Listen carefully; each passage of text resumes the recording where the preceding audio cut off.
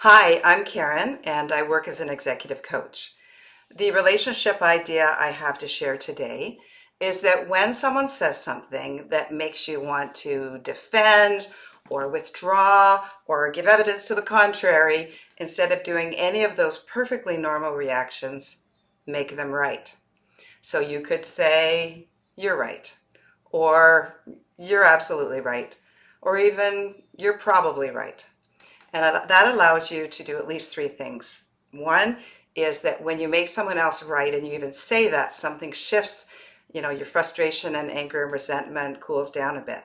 It allows you to regain your composure. Secondly, by saying it and getting in the habit of saying it, it gives you time to figure out what on earth they're right about. Very few people who give us feedback are 100% right, but they're also rarely 100% wrong, and there's usually something you can genuinely agree with.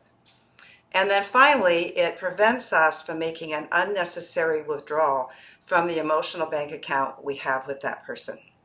So if someone says, "You never follow through on anything," you could say, "You're probably right.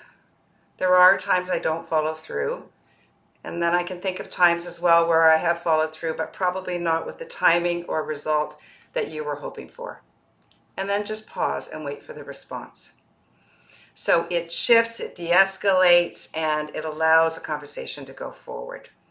Now, the emotional bank account, I think of it like a check that I might put into the bank, and they'll take any amount of checks, I find. Any amount, any number, they're more than happy, they never protest.